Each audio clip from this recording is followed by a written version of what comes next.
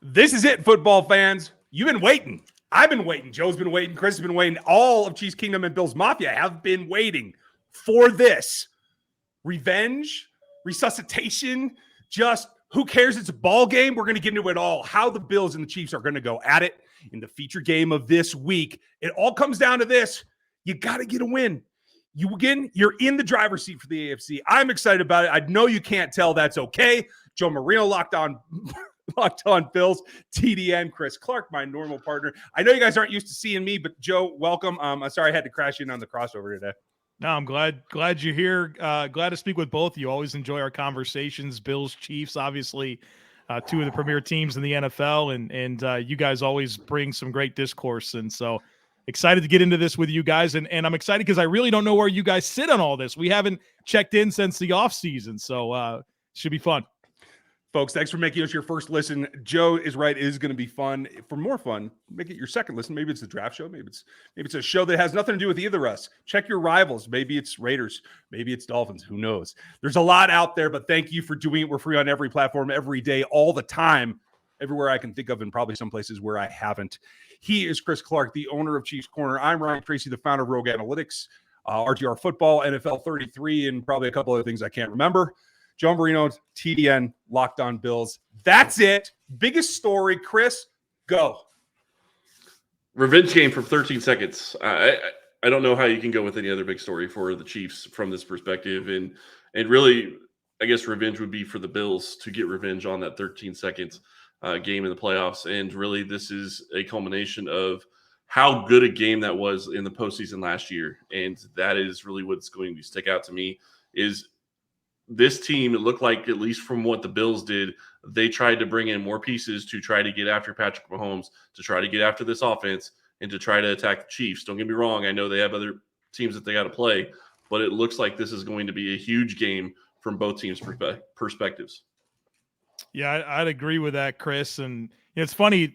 I guess the Bills got revenge last year in week six for the AFC Championship loss, but then you lose in the divisional round, and that week, I guess it was week 5, actually, feels pretty hollow when you go home again because the Chiefs beat you in the playoffs. So it is a revenge opportunity, but let's face it, I think both teams would rather have that playoff win, which the Chiefs have over the last couple of years. And that leads me into my story, my biggest story for this game from the Bills angle, and it's Von Miller, right? And you kind of mentioned it, Chris, the Bills designing a team that allows them to compete better against Kansas City. And these are the games. This is the game you had in mind when you signed Von Miller to a 6-year, $120 million deal. He's the closer. He's the finisher. He's the game-changing pass rusher that you've been missing. And when you look at the recent history between these two teams, Kansas City was the better team in 2020. There's no question about them. Won 26-17 in the regular season, won 38-24 in the AFC Championship game. There was a gap.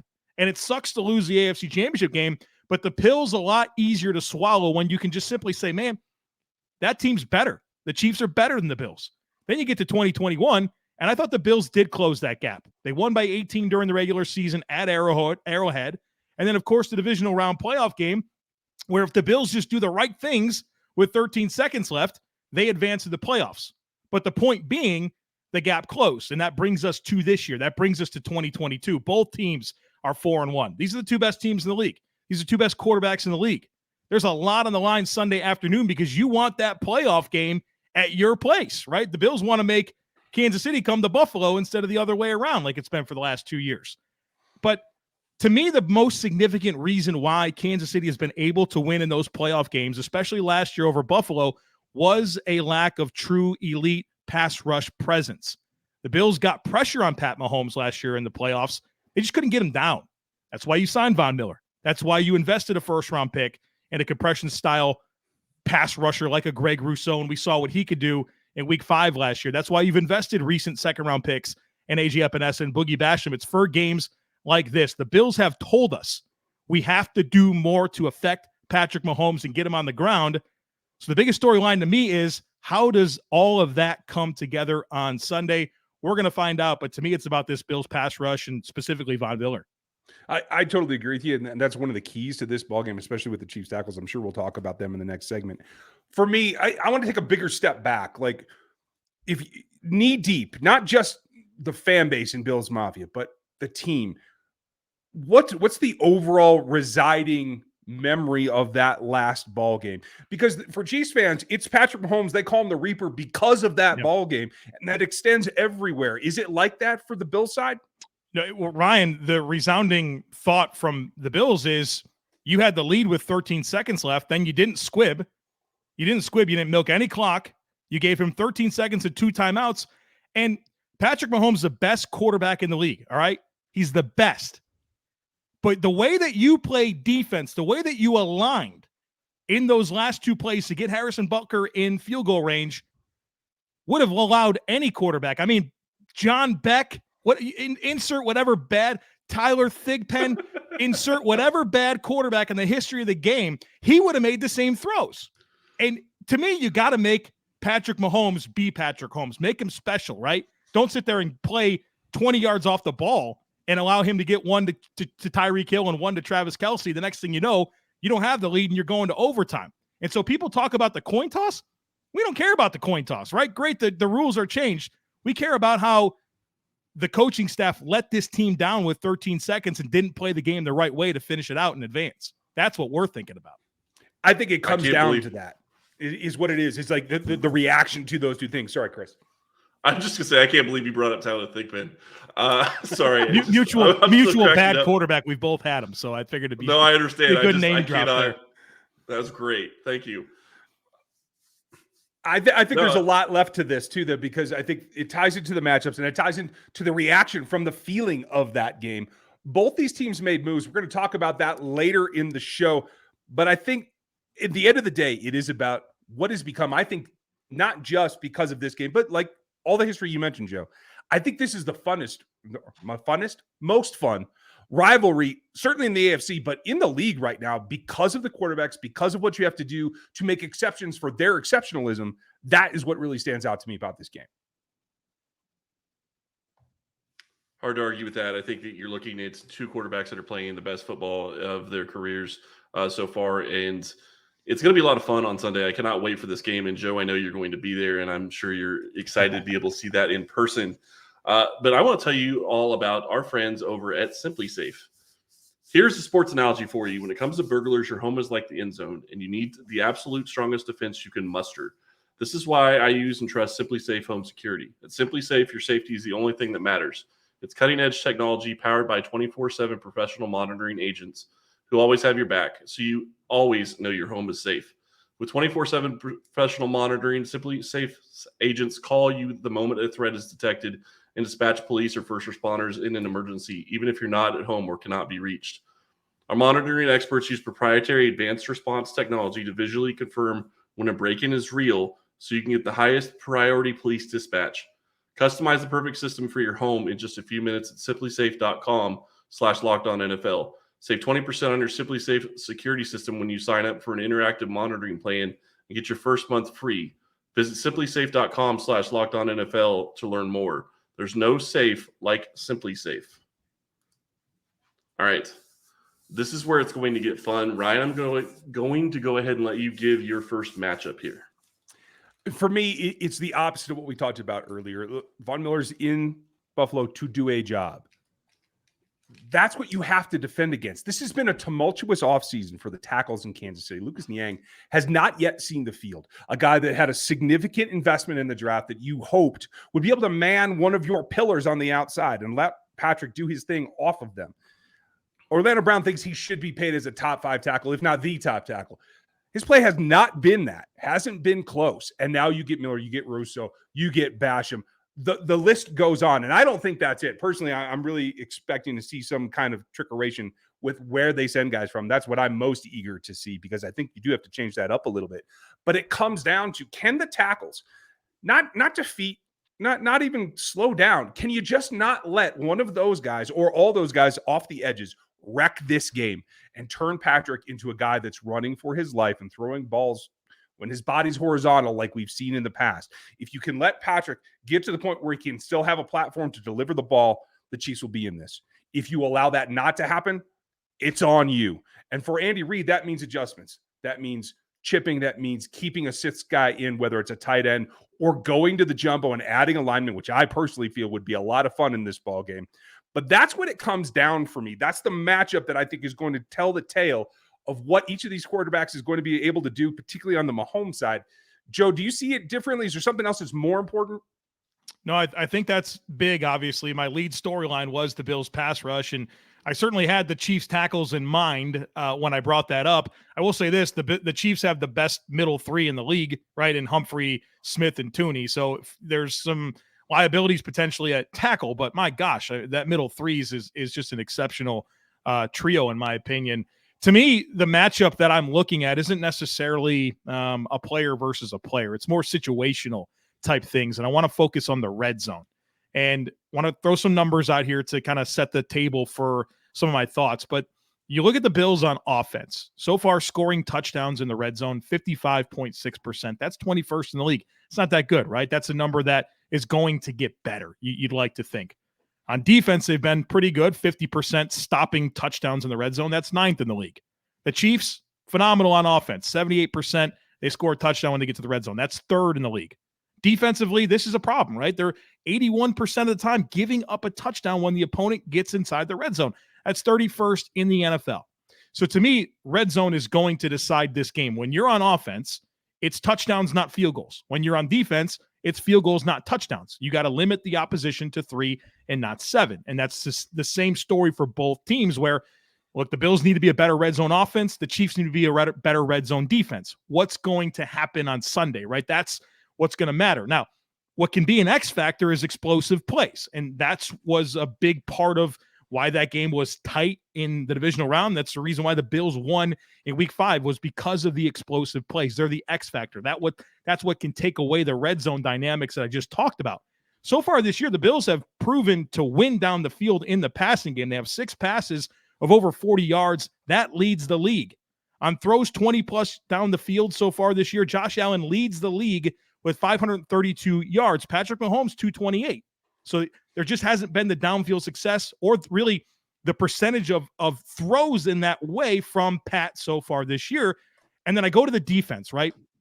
The Chiefs defense is allowing a passer rating of 105.5, which is 5th worst in the NFL against their coverage. The Bills are only allowing a passer rating of 67.8 against their coverage, which leads the league, and they were in the 60s last year. So this isn't like a small sample size. The Bills are very good at pass defense. Now, the challenge is it typically hasn't mattered against the Chiefs, right? All the great numbers about the Bills defense, you kind of throw them out the door because the Chiefs are able to score at will, it seems like, a lot of the times. Now, here's more data that I think is relevant here as we kind of match up these teams. The Chiefs, they're allowing a score on 41% of their drives that they face on defense. The Bills are only at 22%. The other thing is turnovers, right? The Chiefs are not forcing a lot of turnovers. They're not getting takeaways this year.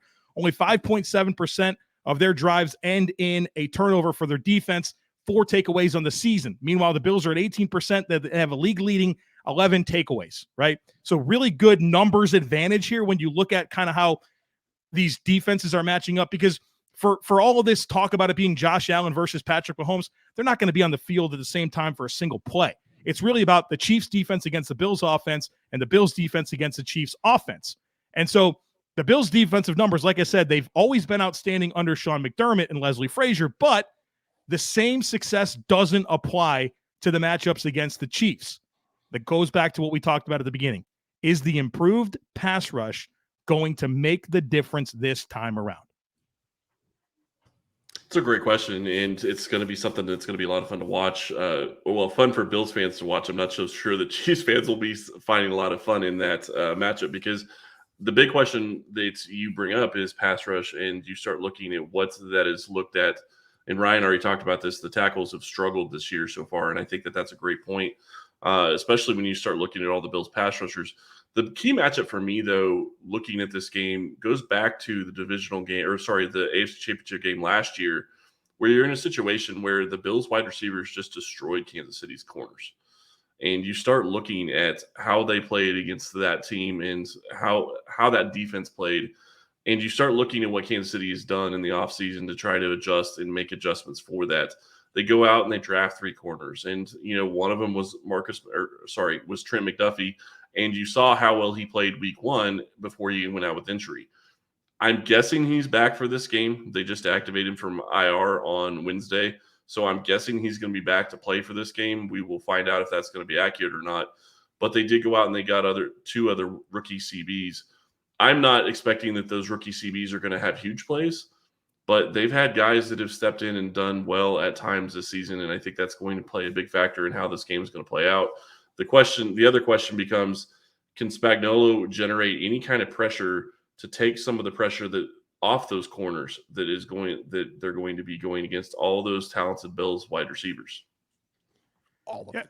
Yeah, I think that's going to be a fascinating matchup, Chris. And I've watched every Chiefs game, so I know all about Rashad Fenton and Jalen Watson and Josh Williams and Trent McDuffie. And man, did Trent McDuffie look good against the Cardinals in week 1. And you feel like that kind of threw off the balance of that rotation, right? With L'Jarius Sneed becoming one of the best nickel corners in the league. And you kind of feel like you had something going there with Fenton and McDuffie, and then McDuffie gets hurt, and now Fenton's kind of hurt, and Jalen Watson, a 7th rounder, is kind of thrust into action, kind of held his own at times, to your point. Josh Williams has been sprinkled in a little bit. I thought he probably played his most against Arizona, held his own. But yeah, this is a different type of challenge with the amount of spacing that the Bills are going to throw at you and the matchups there. And so, the same's true on the other side. The Bills are playing young corners as well. I mean, Kyrie Elam, a 1st-round pick, Dane Jackson, a 7th rounder from a couple of years ago. We'll see if Christian Benford can go. He's a 6th rounder from Villanova, a rookie. And so the Chiefs also have, I would say, there's no Tyreek Hill, but they do probably have more depth at receiver now with Juju, with Marquez Valdez-Scantling, with Mecole Hardman. He's going to get going at some point, right? Like, he can't underproduce to this level all year based on what we've seen in the past. So I think there's a fascinating dynamic on the other side of that too, where you have a nice stable of receivers against some inexperienced players in the secondary for the Bills. I think it's going to come down to that. And I'll talk about it in the next segment. But one of the guys that was high on my board in this last draft, probably more so than most, happens to play in Buffalo. I'm looking to see what he can get done because I think there's a unique matchup there as well. But the question really comes down for all of you that want to play daily fantasy sports is who's going to do what? Because the line right now on Josh Allen as we record this is 300 yards. Is he going to throw for more than that or less than that? Is Patrick Mahomes going to throw for 4 touchdowns, more or less? That's all you got to do. Make 2 choices. 2 to 5 players, pick and just go more or less under their lines that PrizePicks sets, and you're in business. You have the opportunity to win up to 10 times your money per entry just by doing that at PrizePicks.com. Super easy. It's not competing against other people. It's not setting a lineup. It is simply more or less as you go forward. You can bet on things as crazy as NASCAR pit crews, cricket, which I still don't even understand, and all kinds of other sports, but it's all about the NFL, and you guys all know that. So check it out. Entries are made in 60 seconds or less. They're super easy, safe, and the withdrawals are fast. You can do it in 30 states as well as Canada, and all you have to do is go to an app store, get the PrizePicks app, or go to PrizePicks.com, sign up there to play daily fantasy sports. You get a 100% deposit bonus. When you put $100 down, you get $100 into your account just from them for signing up with our code Locked On. Don't miss that. That deposit bonus is worth it, especially for this ball game, because I think these lines are going to move and you want to get your bets in early. Don't forget, the promo code is Locked On at PrizePicks.com for up to a $100 bonus. All right. So I hinted at it before, and I have to say that the matchup that I like for the Bills that I'm concerned about for the Chiefs, Khalil Shakir is just getting started, and I think he got a little bit of a taste. And that's one extra matchup in all of these DBs and wide receiver matchups that we've been talking about that I think could be a bigger play than it was a week ago as they come into Kansas City, because I think the movement that Josh Allen has kind of weighs on where they're going. That is a guy that I think can really be the X factor. If you're going to hit him underneath on drags, if you're going to hit him across the middle, Chiefs pass defense down the middle in particular between the hashes is something I've been concerned about since the last time these two teams played. That's where I'm going. And I think in the end, it is a battle. I think the passing game is certainly going to do it. I'm concerned about Josh's legs versus Patrick's ability to have some kind of protection. So right now, I do think it is very, very close, but it's a boat race. It is going to be everybody. It's like UW football when they have those like super power boats on the water. Like, fire up your engines and go. I think this is I'm going to call it a 37-38 game for Kansas City. All right, 37-38 Kansas City for Ryan. This is my prediction. First of all, let me start here. It's insane to me, and absolutely insane to me, that the Chiefs are the underdogs in this game. Mahomes at home with points.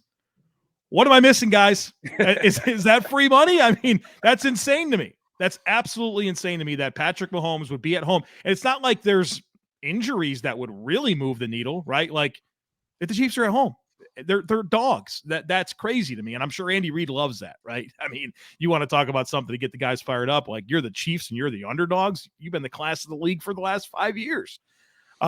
So like I kind of said earlier, on one hand, a lot of people look at this game as Josh Allen versus Patrick Mahomes. But the reality is those players won't be on the field at the same time for a single snap during the actual game. So it's really Mahomes versus the Bills defense and Allen versus the Chiefs defense.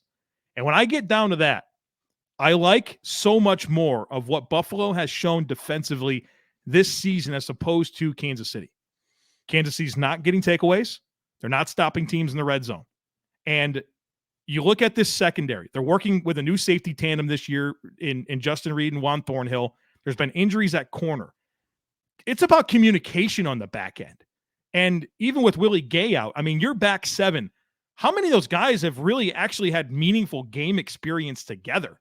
And now you're going up against a very dynamic passing scheme that the Bills are going to present to you with, I think, good players, but not a lot of time on task together. And I'm concerned about that from the Chiefs side of things. And so as I have to make a prediction here, Kansas City's looked like the more vulnerable team this year. Either team's capable of winning this game, but I'm going to lean into those dynamics that I've talked about and what these teams have revealed to us so far this year and predict a 34-28 Bills win. 34-28 and 38-37. You look at this game for me, and you're absolutely right, Joe. I have to agree with you. I think that the Buffalo Bills have shown to be a better team so far this year. They're more consistent.